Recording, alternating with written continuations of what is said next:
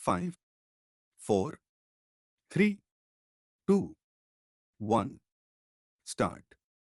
The statement that leaders are born, not created, has been a topic of debate for a long time in the fields of psychology, leadership studies, and management. It implies that leadership is an innate quality and that only certain individuals, by virtue of their birth and inherent traits, can become true leaders. According to this view, leadership cannot be taught, trained, or developed. Instead, it is believed that people are born with unique characteristics that make them naturally capable of leading others. This belief rests on the assumption that some individuals possess an inborn ability to influence, inspire, and guide others in a way that sets them apart from the rest.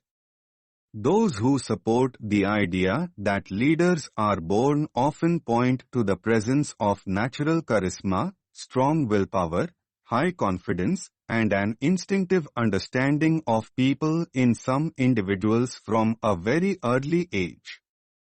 They argue that such qualities cannot be taught or acquired through experience. They believe that great leaders have a natural presence, a commanding personality, and an inner strength that draws others towards them. These individuals seem to understand the dynamics of leadership without any formal training. They appear to make decisions with clarity, remain calm under pressure, and instinctively know how to handle challenges. Advocates of this view often reference history and society, claiming that many of the most well-known leaders exhibited leadership traits early in life.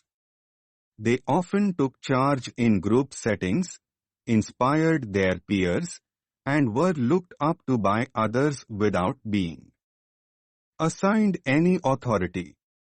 According to this school of thought, leadership is not a skill that can be simply added to a person's character.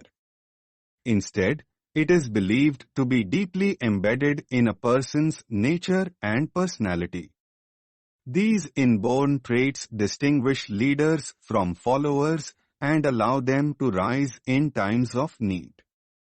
Furthermore, the belief in natural-born leadership draws upon certain psychological and genetic theories. Some scientists argue that genetics play a significant role in shaping a person's temperament and behavior. According to these theories, certain people are genetically predisposed to be assertive, emotionally intelligent, and socially influential. These traits can contribute greatly to their effectiveness as leaders. In this sense, leadership is not merely a matter of learning certain techniques but rather a manifestation of natural talent. However, this viewpoint is not without its critics. Many scholars and professionals argue that leadership is not just about natural qualities but also about learning, experience, and self-development. They point out that while some individuals may have an advantage due to their natural temperament, true leadership requires much more than that. Critics of the belief that leaders are born emphasize that leadership can be cultivated through training and experience. According to them, the idea that only certain people can be leaders discourages others from aspiring to such roles. It also creates a rigid and narrow view of leadership, ignoring the diversity of leadership styles. They believe that qualities such as empathy, vision, courage, and decision-making can be developed over time. A person who shows little leadership potential at one point in life may grow into a great leader with guidance, exposure, and practice. Moreover, the modern understanding of leadership has evolved to include various contexts, such as team leadership, community leadership, and organizational leadership. In each of these areas, different skills and approaches are needed. For example, a corporate leader might need strategic thinking and business acumen, while a community leader may require emotional intelligence and social awareness.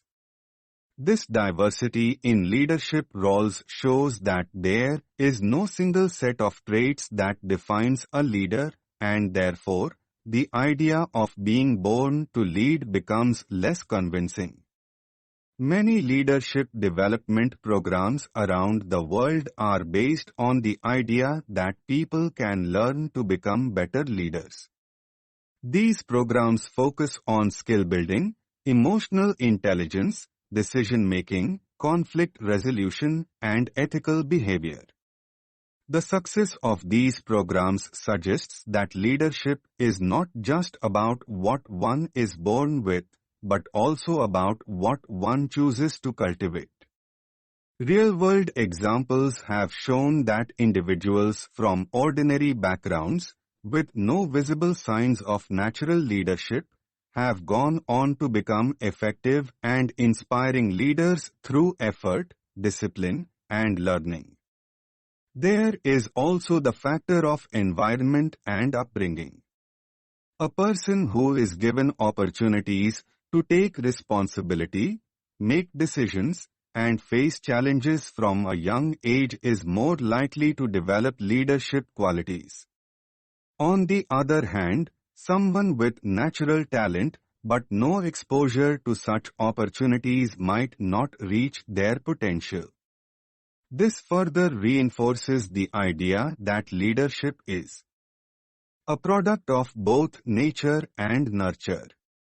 It is a combination of inherent traits and external influences that shape a person into a leader. In addition to this, the qualities that define a good leader have changed over time. In the past, leaders were expected to be dominant, authoritative, and fearless. Today, leadership often requires empathy, collaboration, adaptability, and vision. These qualities are not always visible in childhood or determined by birth. They can emerge and be honed through education, mentoring, and life experiences. As societies become more complex, the demands on leaders also evolve. The flexibility to learn and grow becomes more important than fixed personality traits. The belief that leaders are born can also be harmful because it creates a sense of exclusivity. It suggests that leadership is reserved for a select few, denying the potential of others to contribute meaningfully. In contrast, the belief that leaders can be created promotes inclusivity and empowerment. It allows individuals from different walks of life to see themselves as potential leaders and work towards that goal. It encourages institutions to invest in leadership development and create environments where people can learn to lead. In conclusion, while it is true that some individuals may have natural tendencies that make leadership easier for them, it is not accurate to say that leaders are born and not created. Leadership is a dynamic process that involves a mix of personal attributes, learned skills, and situational factors. Stop.